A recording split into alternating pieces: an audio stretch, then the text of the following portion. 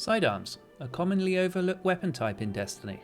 They have a large variety of frames and are pretty common as endgame rewards, even coming up with adept options. So maybe there's something here that some people are not seeing. Bungie, going into Season 22, thought it necessary to reduce the damage output of the aggressive frames. So today we're going to look into the sidearm frames and see how they compare to each other. This is an update from our first series. This is a revision to that episode. So let's grab the new PvE data and see how they stand up to other sidearms.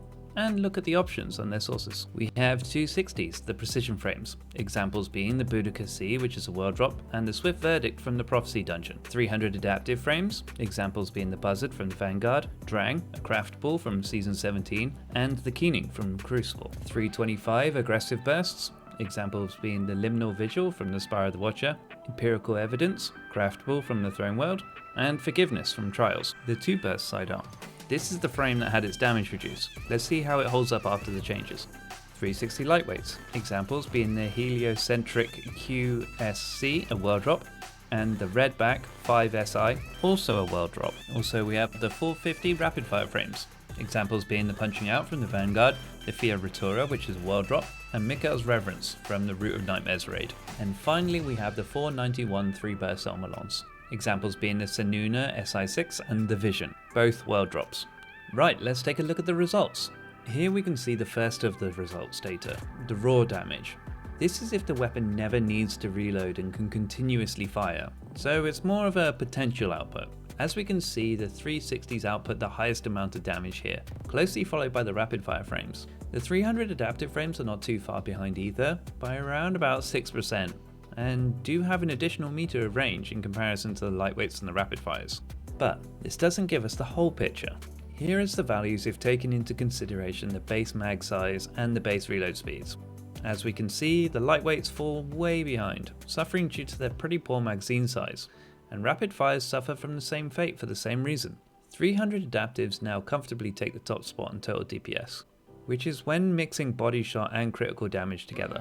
If looking for pure crit damage, the Omolon 3-burst wins out here, due to it having a 60% crit multiplier, compared to all other frames who only have 40. Highlighted in green here are the aggressives, which were changed in Season 22.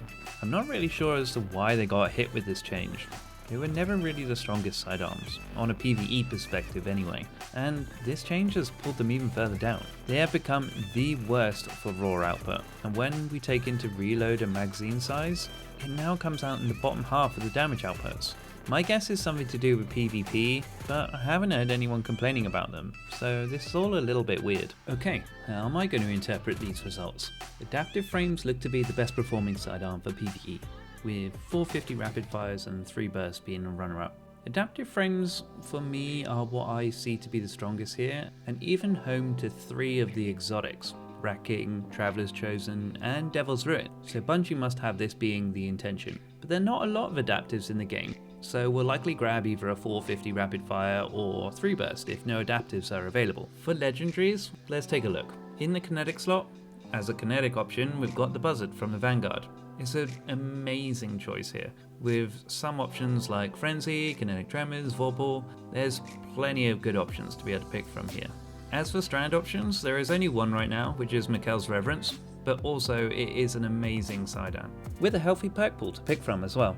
As for stasis options, there are no adaptives here, but the Senuna SI6 is here with an interesting perk pool, so we'll happily take that to fill the gap. Energy slot solo options.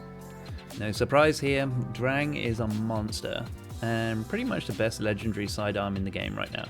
As for Arc, the Keening is an amazing sidearm. I've definitely sharded some good rolls of the Keening, which I'm now regretting, and looking like I'm going to need to go and farm out for a new one. As for void options, we have the Fia Retura 59, pretty much the only real option here. A world drop, so there's currently no way to really focus for it right now, so just have to be lucky, and maybe check with Banshee after his resets. This is an update episode for the first series, where we covered every primary weapon in the game, and compared all the frames to see which one was best for PvE. We recently finished a series breaking down every special weapon, and finishing with a full sandbox video. If interested, you can find them on the channel. Okay, over to you. What did you think of the results? Is there a favourite sidearm you use? Do you have a crazy kill count on a particular sidearm? Let me know in the comments below. I'm really curious how people tend to use sidearms. If this video helped you out in any way, a like or a comment goes a long way to be able to support the channel. I make informative content keeping everybody up to date on the sandbox and how the weapons perform in PvE, so if you want to stay up to date, hit the subscribe button to not miss out. As always, be safe and never let your tea go cold.